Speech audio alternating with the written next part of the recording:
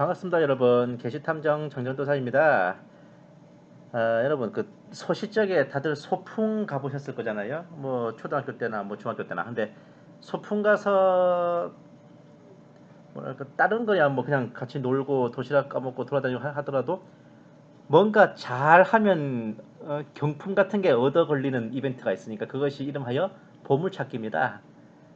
여기저기 이제 막 쪽지라든지 메시지 같은 걸 숨겨놓고 그걸 찾아내는 사람한테 뭔가 선물을 주는 그 보물 찾기는 예나 지금이나 엄청난 로망이죠. 어, 소설 보물섬을 비롯해서 그 많은 해적 이야기들도 다들 보물 찾기와 관련된 모험 이야기고, 예나 지금이나 할 것 없이 이 보물을 찾는다는 것은 어마어마한 정말 하나의 빅 이벤트가 되었습니다.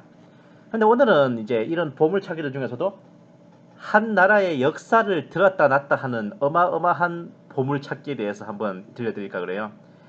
어, 역사를 바꾼 보물찾기 소제목은 문현동 어뢰공장 금괴 이야기입니다. 헐, 웬 금괴? 어뢰공장? 그런 게 있었나? 예, 있었습니다. 꽤 유명한 얘기인데 오늘은 이걸 대해서 간략하게 여러분들께 한번 들려드릴까 합니다. 과연 어떤 일이 있었던 걸까요? 뭐 언제나처럼 본론 들어가기 전에 딴 얘기를 좀 하자면은 1883년에 진수되어서 85년에 취역한 러시아의 블라디미르 모노마프급 장갑 순양함 드미트리 돈스코이호는 러시아 해군의 주력인 발트 함대에 소속돼 있었어요. 1904년 러일 전쟁 당시에 일본 원정에 임무를 띠고 출항하여 29,000km라는 사상 최장의 원정길을 올랐습니다. 원래는 랴오둥 반도 남단의 리순항이 목적지였으나 이게 그 유명한 리순 공방전 끝에 그곳이 일본군에 함락되는 바람에 목적지를 잃어버린 이 발트 함대는 블라디보스토크항으로 목적지가 바뀌었어요. 그러나 1905년 5월 27일 그 유명한 쓰시마 해전에서 발트 함대는 도고 헤야시로 제독이 이끄는 일본 연합 함대와의 격전 끝에 거의 전멸하는 참패를 당했는데, 돈스코이호는 5월 28일 오후까지 버티고 버티다 11척의 일본 함선과 11대 1의 혈투를 벌였고 결국 울릉도 조동 앞바다에서 승무원들은 보트로 하선한 뒤에 함장 레베데프 대주하는 배와 함께 자포하고 말았습니다.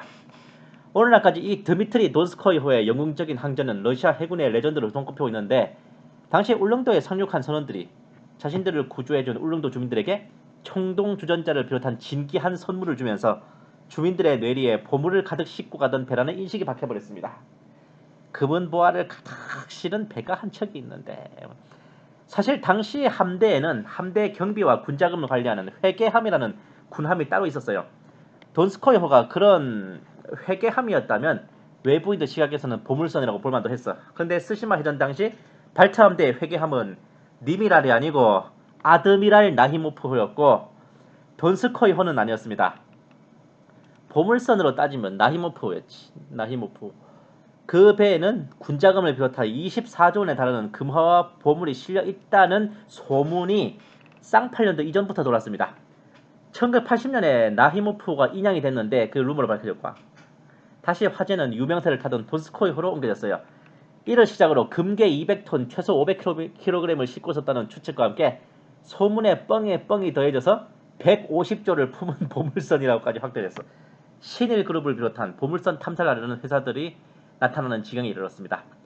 장거리의 원정이라는 위험한 임무를 띈 그것도 군함에 그 막대한 금을 왜 실어놨나. 금실을 공간했으면 석탄이나 탄약을 더 싣지.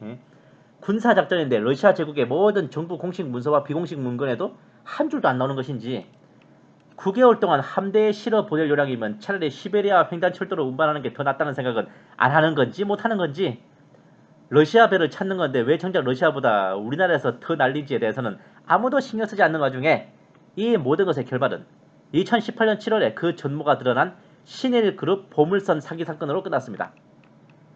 아무리 정보기술이 발달한 오늘날에도 뻑적지근한 국가급 보이스피싱을 할 수 있다는 자신만만한 예화를 제공해준 사건이었어요. 제가 소두에 말씀드렸지만 참으로 보물찾기라는 건 예나 지금이나 시대를 초월하여 사람들의 피를 끓게 하고 가슴을 벅차게 하는 짜릿함이 아닐 수 없다는 생각이 들었습니다.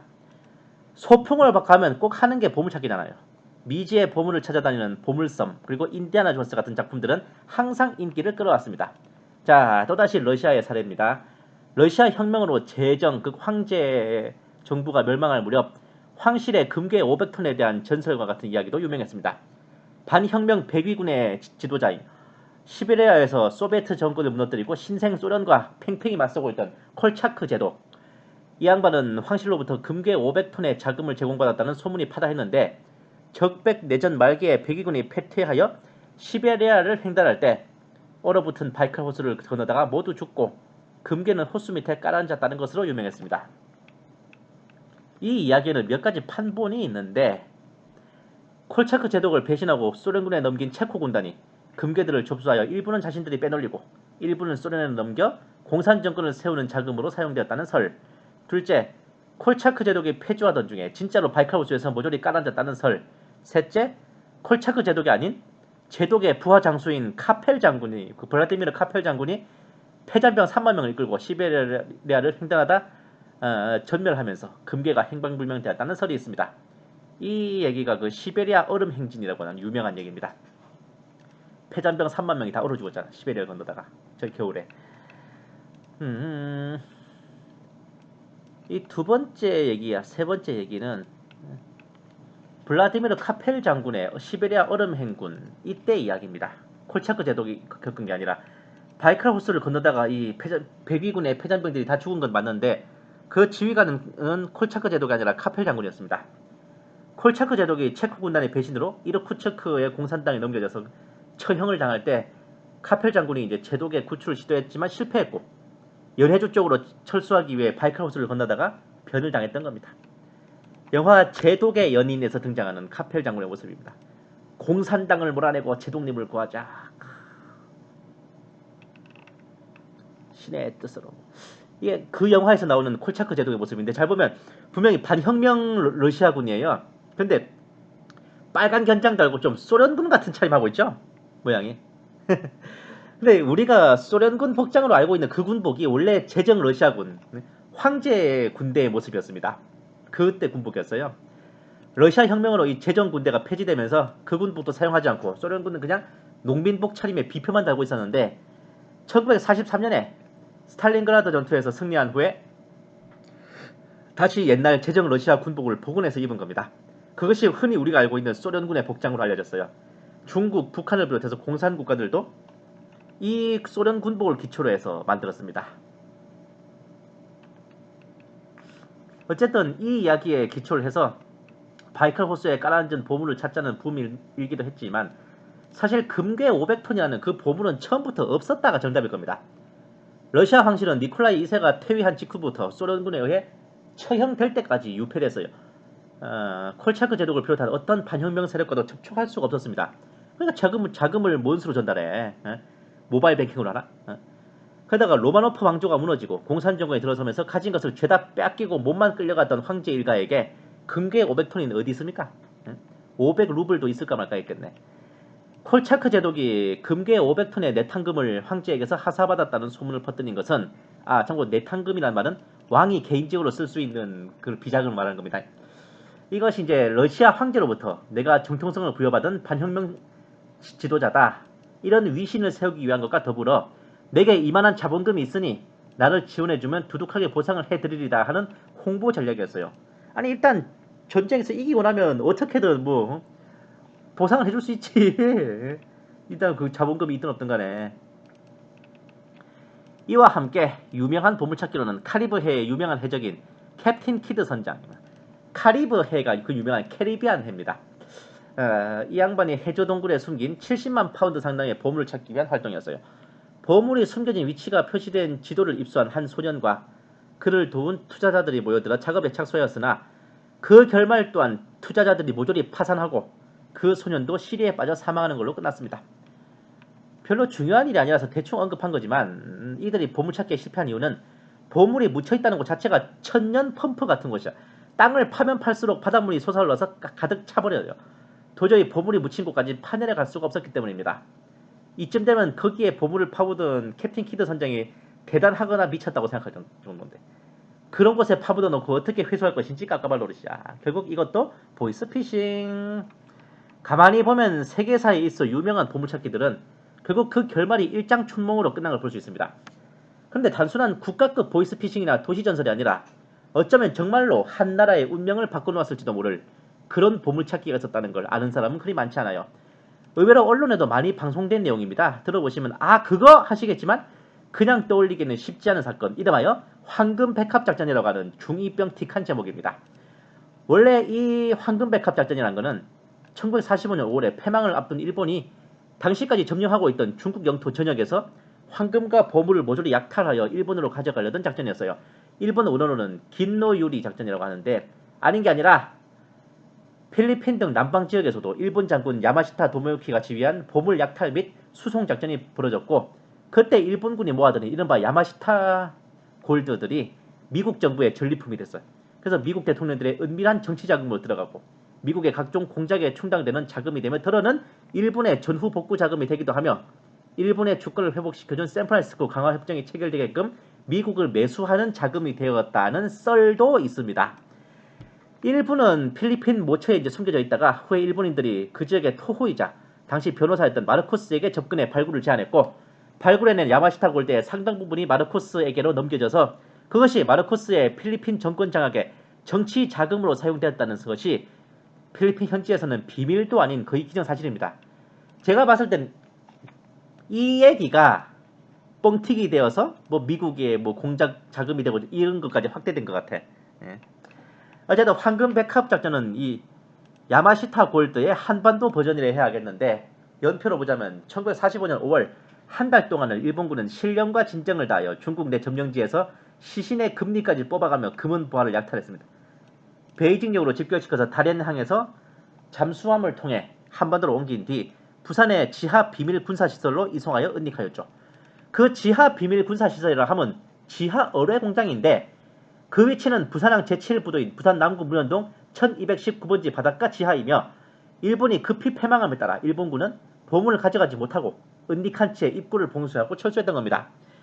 이 작전을 담당했던 일본군 장교인 미하라 도시오 중좌는 일본인의 양자이자 조선인 군납업자인 최종욱 씨에게 어뢰 공장의 위치를 알려주고 표시된 지도를 인계했습니다. 최종욱 씨는 세월이 지난 후 영화 효자동 이발소의 실제 모델인 박정희 대통령 전속 이발사 박수웅 씨에게 접근해서 보물의 위치를 얘기하고 지도를 넘겨주며 발굴을 함께할 것을 제안했죠.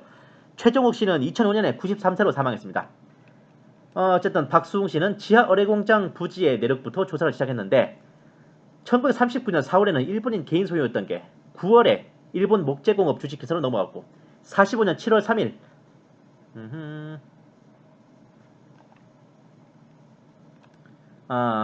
그때 조선 총독부 소유로 넘어간 내역을 발견했습니다. 그리고 문현동에서 조선인 노무자 1,000명이 학살된 의혹이 있음을 알고 더욱 의구심을 가졌죠. 문현동의 그 부지가 어떤 비밀시설을 만들기 위한 장소이고 거기에 동원된 노무자들은 보안 유지를 위해 모두 죽인 게 아닌가 하는 1987년부터 시작된 박수웅 씨의 발굴 작업은 자금난으로 인해 난항에 부딪혔어요. 이후 92년에 지인 겸 영능력자인 최도사로부터 정충재라는 인물을 소개받았습니다. 정확히 말하면 정충재 씨가 자신의 지인이기도 한 최도사로부터 박수웅 씨 및 황금백합작전에 대한 이야기를 듣고 박수웅 씨를 만난 거죠. 정충재 씨는 이에 큰 관심을 보였고 94년 박수웅 씨에게 거금 3억 원의 자금을 지원하며 발굴에 참여하였습니다. 전직 교사이며 작가인 정충재 선생은 마지막 여자 빨치산인 정순덕을 취재하여 일대기를 작성한 걸로 유명합니다. 빨치산, 정순덕 일대기 및 삼천교육대 체험기 등을 조술한 작가 선생님 되시겠습니다. 96년에 공사 도중 맹독가스로 사고가 발생하기도 했지만 이 가스가 어뢰 제조용 황산이 물과 접촉하여 나타난 것이라는 분석에 틀림없이 이곳이 어뢰 공장이라는 확신을 더해줬습니다. 97년에는 부산 남구청으로부터 매작물 발굴 승인을 받기도 했죠. 그렇지만 만성적인 자금난 때문에 작업이 좀 지지부진했어요. 발굴 승인 기한인 2년이 끝난 99년까지 그렇게 진척이 못 됐습니다. 게다가 그 해에는 박수웅 씨와 정충재 씨가 결별하기도 했는데 그 이유는 발굴 작업에 성과가 없자 박수웅 씨가 발굴 방향을 돌려 다른 곳을 파기 시작했고 문제는 그 땅이 타인의 사유지라 문제가 되었음에도 신경을 안 쓰는 모습에 이 정충재 씨가 실망감을 느꼈기 때문이라네요. 덧붙여서 정충재 씨가 아끼던 진돗개를 일본 자객이 자신을 죽일지도 모르니 경비견으로 달려가여 줬더니만 그 진돗개를 보신탕으로 삶아 먹어버려 여기에서 완전 만정이 떨어졌대요. 사람이 왜 그런디야? 여기에서 문현동 보물찾기의 주역은 박수웅 씨에서 정충재 씨로 넘어왔습니다. 그는 99년에 대한항공과의 업무 협약이 무산된 후에도 활로를 찾기 위해 노력했어요. 2000년 2월에는 당시 국회의원이던 노무현과도 면담했습니다. 하지만 정치인이 보물찾기 한다는 소문이 나면 정치 생명이 끝이라는 한마디로 거절당하기도 했죠. 그럼에도 정충재 씨는 섭외를 멈추지 않았어요. 김대중의 양자를 자처하는 박종문이라는 사람을 만나 그를 통해 김병철이라는 실세와 연결되었습니다. 그 김병철이라는 자는 정충재 씨에게 국정원에서 그 어뢰공장 부지를 접수해 국가사업으로 발굴할 테니 보물을 3등분하여 정충재 씨와 국정원과 대통령이 각각 나눠 갖자는 제안을 했습니다. 2000년 당시의 대통령은 김대중 되겠습니다.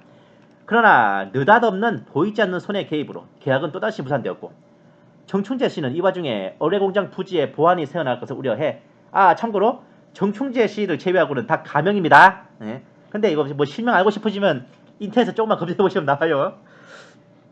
친한 동생인 김성준 씨를 현장 담당으로 역임했는데 김성준은 자신의 여동생 김현순을 통해 6,500만 원의 자금을 투자하도록 했습니다. 그의 친구인 조기만도 500만 원을 투자하도록 설득, 또한 자신의 양어머니인 이명자를 설득하여 1억 원의 투자금을 내놓도록 하는 등 그야말로 정충재 씨에게 엄청난 소프트를 해줬습니다. 모처럼 자금이 트인 정충재 씨는 김성준을 통해서 일본의 제1한국인 야쿠자 두목 마스야마 시니치와 접선하여 발굴 제안을 했지만 그 보물 발굴의 근원인 황금백합작전 자체가 일본의 좀 약간 안 좋은 흑역사입니다. 결국 일본 우익들의 심기를 거스를 수 없다는 이유로 또다시 거절당했습니다. 그러나 실망에 젖을 틈도 없이 새로운 스폰서가 나타났죠. 무려 미국 국방부 동아시아 태평양 담당 부차관부라는 요직에 앉아있는 리처드 롤리스라고 하는 CIA 요원이었습니다. 그는 미국 정부의 승인을 받아 정충재 씨와 협약을 맺었고 교토 프로젝트라는 명칭으로 50대 50 반반으로 지분을 농가먹기로 했죠. 그는 문현동 어뢰공장에 숨겨진 보물을 날랐던 26척의 일본 잠수함들의 내역과 그 승무원들의 신상 정보까지 모두 파악했습니다. 어뢰공장에 숨겨진 보물은 물경 450에서 1000톤에 이를 것이라 예측했죠. 2001년 2월부터 리처드 롤리스의 주도로 미국의 발굴 장비들이 대거 투입되어 본격적인 탐사에 들어갔습니다. 마침내 지하 동굴의 위치가 파악되는 성과를 올렸지만 행운은 거기까지. 하필이면 그해 9월에 9.11 테러가 벌어졌죠. 미국의 모든 촉각이 테러와의 전쟁에 쏠리고 CIA 요원인 리처드 롤리스도 아프가니스탄으로 인사이동이 되면서 정충재 씨에게 1년간 교토 프로젝트를 유예해 줄 것을 요청했습니다. 하지만 이미 동굴 위치와 주요 정보들을 다 파악한 상황에 공사 유예를 해놓고서 뒤로 정부와 공모하여 그 보물들을 모조리 쓱싹 하진 않을까 우려했던 정충재 씨는 단호하게 거절했죠. 결국 2001년 10월 18일에 교토 프로젝트는 해지돼서 미국 측은 발굴 작업에서 철수했습니다. 지금 와서 생각해봤자 죽은 사람 프로필 적는 거지만 본 게시탐중의 생각에는 그냥 1년 유예하고 좀 현장을 잘 보존해 두고만 있었으면 이후에 벌어질 비극은 없었을지도 모르겠다는 생각이 들었습니다. 아니 그 발굴 현장에 주거용 컨테이너라도 하나 설치하고 거기서 사셨어도 되는 거 아니야. 이게 정말 아깝더라고 이 상황이. 어쨌든 이 든든한 스폰서였던 미국이 철수한 후에도 열정을 버리지 못한 정충재 씨는 뜻밖에도 동생 정관재 씨가 딸의 등록금 500만 원을 투자하는 것에 큰 힘을 얻었고 2002년 2월에 한국기술교류 주식회사 대표인 박주영 씨와 공사비 5천만 원을 투자한 대신 발굴 후 100억 원을 준다는 조건의 계약을 체결했습니다. 그렇게 상황은 급진전됐어. 마침내 2002년 3월 2일에 지하 16m 수평굴의 천장을 관통하는 수직굴을 굴착하는 데 성공했죠. 여기에서부터는 다이버가 들어가서 확인을 해야 됩니다. 이때 정충재 씨의 신복이던 김성준이 최상민이라는 다이버를 영입해 왔었죠. 그리고 새로운 스폰서로 국정원 및 정부 실세들과 마당발로 연이 깊다는 백준명이라는 자를 정충재 씨에게 소개했습니다. 정충재 씨는 이 양반이 좀 사기꾼 같다는 생각이 들었지만 일단 급한 마당에 손을 잡았죠. 마침내 3월 21일에는 수평굴 속에서 일본어가 적힌 포대들이 수중 카메라에 촬영되는 대성과를 올렸으니 그 포대들은 황금백합작전의 성과물인 금괴와 보물들이 담겨져 있을 것이 자명했습니다. 사실 이쯤에서 보물 찾기는 성공이 눈앞이었는데 비극은 여기서부터. 발굴했을 때 60%는 발견자의 소유라는 것을 감안했음에도 상당량을 그러니까 40%를 그냥 국가에 헌납해야 되는 것에 불만을 품었던 김성준이 정충재 씨에게 보물을 지금부터 야금야금 좀 도굴 할 것을 제안했던 겁니다. 그러나 정충재 씨는 단호하게 거절했고 3월 26일에는 아예 백준명과 새로 협약을 체결하여 도장까지 찍었습니다. 협약 내용이 즉슨 이렇습니다. 공사비용 20억을 제공하고 발굴된 보물 14% 지분을 백준명 몫으로 20억 중 11억 원으로 어뢰공장 부지 550평을 매입하고 4억 원은 지급하고 5억 원은 법인 설립 및 공사비. 매우 깔끔한 내용이라 이대로만 흘러가면 별 문제 없는데 정충재 씨는 김성준 몫으로 3% 정도 지분을 사용하고 있었는데 김성준이 20%를 요구했던 겁니다. 그리고 지분 문제로 다툼이 일어나던 중 2002년 4월 5일에는 김성준이 정충재 씨를 납치하려다가 미수에 그치는 사건까지 벌어졌습니다. 정충재 씨는 발굴된 보물의 절반을 공익재단에 기부하고 나머지로 절반으로 이제 지분을 나누려 했지만 김성준은 이제 기부하지 말고 전체를 다 놓고 지분을 나누자는 그런 입장이었죠. 2002년 4월 10일에는 동업자 겸 투자자인 박주영이 정충재 씨를 설득하여 정씨 앞으로 된 70%의 지분 중 20%만 희생해서 50%만 갖고 나머지 50%는 김성준 등 동업자들과 투자자들에게 넘겨줄 것을 설득했지만 또다시 정충재 씨는 거절했습니다. 사실 박주영은 김성준 측에 포섭된 하수인이어서 후에 김성준은 박주영에게 5%의 지분을 배정해 주었습니다. 이렇게 동업자들 간의 편이 갈려서 지분 다툼을 벌이는 동안 김성준은 이 수직구 입구를 쇠파이프로 만든 인공 바리게이트로 봉쇄했어 추가적인 탐사를 차단했습니다. 해당 부지의 새 지주 김홍련과 토지 사용 계약을 독자적으로 체결해서 정충재 씨를 발굴 작업에서 배제시키는 데 착수했어요. 이어서 2002년 5월 28일에 발굴 작업 전 고사를 지낼 때 청와대 비서관 신미균, 서울경찰청 차장 김기영 치안감 등이 입회한 것에 대해 정충재 씨는 김대중 정권에 묵인 또는 방주가 있지 않은가 하는 의혹을 갖기도 했죠. 고사를 지내기 보름 전에 5월 14일에 백준병은 자신이 설립한 문현동 보물탐사 주식회사 포세이돈 살베지의 주주총회를 열어 대표이사로 올랐고 정충재 씨는 20% 지분만 인정했습니다. 아니 최초 70% 지분이었잖아. 정씨가. 어처구니 없는 건데 정충재 씨는 저들이 발굴 작업을 독점할 것을 우려해 부산지법에 가처분 신청을 내어 일부 승소하기도 했습니다. 2002년 8월 6일 처음으로 문현동 보물찾기에 대한 내용이 연합뉴스에 보도되며 9월 6일에는 다이버를 수직으로 투입해 기자들 앞에서 현장 확인을 벌이기도 했어요. 하지만 이미 최초에 발견했던 일본어가 적힌 푸대들은 사라졌어. 온갖 잡석 돌멩이가 담긴 한주 소금 푸대들로 바꿔치기 돼 있었습니다.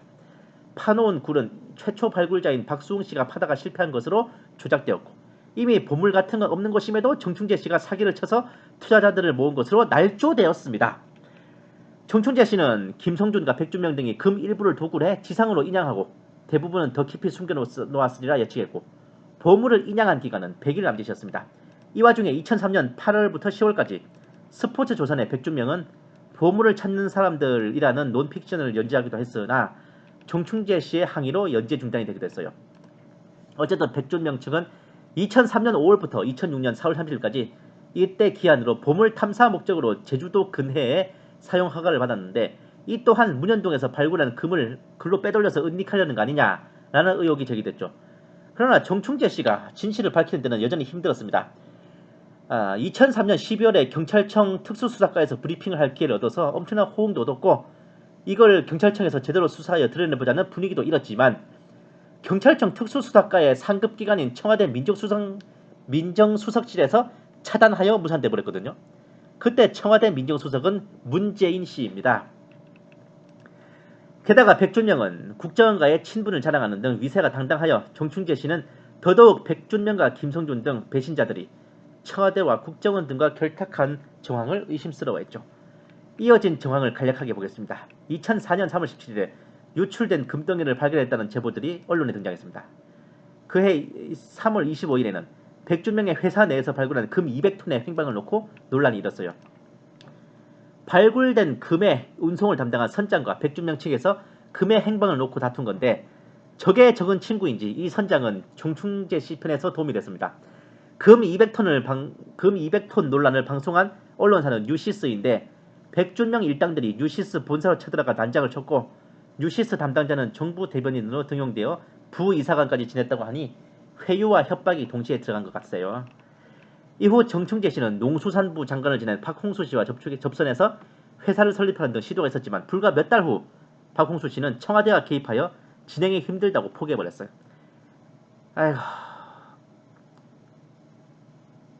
이거는 좀 안 좋은 건데 정충재 씨 본인이 증언한 거니까 조폭을 고용해가지고 백준명을 납치를 하는 거 시도하기도 했는데 이 백준명이 오히려 자기를 납치한 조폭들을 매수해버리는 바람에 이것도 실패했습니다. 오죽하면 이랬겠어. 이 내용은 이 정충재 씨의 회고록에서 제가 본 거예요. 2005년 8월 19일에 위클리 경향 특집 기사로 문현동 보물찾기가 발견됐고 2005년 9월 6일 사기 및 무고 혐의로 정충재 씨가 체포됐습니다. 그리고 2006년 2월 6일에 징역 3년형이 선고됐죠. 이 과정에서 많은 동업자들과 증인들이 나서서 정충재 씨의 무고함을 밝히고 백준명 및 김성준의 행각을 밝히는 증언과 양심선언을 했음에도 어찌된 일인지 재판부는 그런 것들을 증거로 채택하지 않았습니다. 또한 투자자들에게 사업 자금을 지원받은 것도 사기로 물려서 총 3년 8개월형이 내려졌습니다. 후 2009년 5월 10일에 정충재 씨는 출소했습니다. 정충재 씨가 김성준의 도굴 제의를 거절한 것은 사법고시를 준비하며 법조인을 꿈꾸던 아들과 딸의 명예를 위한 것이었습니다. 따님은 이제 2008년 10월 21일에 사법고시 합격했고 아들은 로스쿨에 입학하는 경사가 있었으며 출소 2개월 전인 2009년 3월에 백준명, 김성준, 박주영 등은 이미 해외로 출국한 지 오래 이미 확인됐죠. 다 날른 거죠. 현재까지 정충재 씨는 문현동 어뢰공장 보물찾기의 진상을 밝히고 보물을 가로채 은닉한 배신자들의 죄상을 밝혀내는 일에 전념하고 있습니다. 본 게시탐정의 간단한 추리가 시작되는 것이 여기서부터예요. 정충재 씨는 백준명과 김성준 등이 배신했을 즈음에 이미 10톤 상당의 금이 서울 강남 일대에 풀렸다는 첩보를 받고 있었습니다. 유출된 금이 심심찮게 발견되는 등 보물이 도굴되어 시중에 나돌고 있음을 확인한 바 있습니다. 그렇다면 업어치든 매어치든 지하 어뢰공장에 숨겨진 보물이 일부 발굴되어 나돌고 있으며 그 분량은 금괴 200톤 상당에 달한다는 것. 그거 한 가지는 틀림없는 사실이죠. 그러나 최초 숨겨진 보물이 최소 450톤에서 최대 1000톤에 이른다는 것을 보면 여전히 상당수는 어뢰공장 및 모처에 은닉되어 있다는 겁니다. 그리고 두 번째는 보물이 발굴될 당시 그리고 정충재 씨 입장에서 배신자들이라 할 만한 그들이 보물을 도굴할 당시에 정권과 국정원 등이 그 배신자들을 비호하고 빽이 대줬다는 것에서 추리할 수 있는 것은 보호의 대가로 보물의 상당수가 그들에게 흘러 들어갔음을 알 수 있어요. 당시의 대통령은 김대중과 노무현, 비서실장 겸 민정수석은 문재인이었습니다. 황금 백합작전으로 문현동 어뢰공장에 숨겨진 보물들은 김대중, 노무현, 문재인으로 이어지는 좌파 그룹의 정치 자금으로 충당되었을 가능성 충분히 생각할 수 있습니다.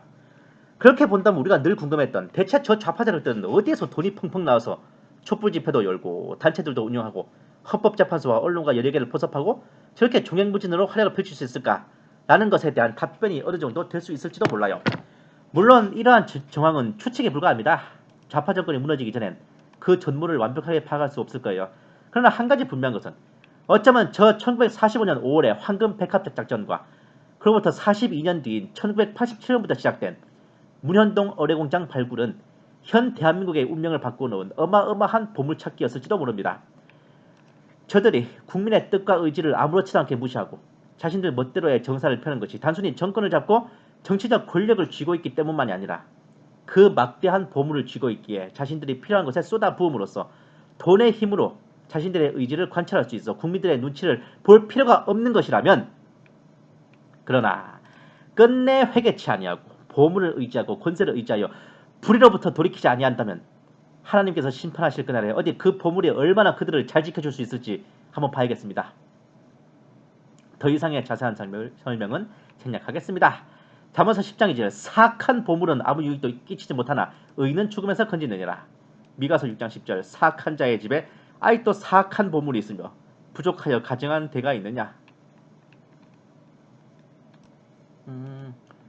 예레미야 48장 7절 네가 네 행위와 보물을 신뢰하였으므로 너 역시 탈취당하고 그 모습은 자기 제사장들과 통치자들과 함께 포로가 되어 가리라.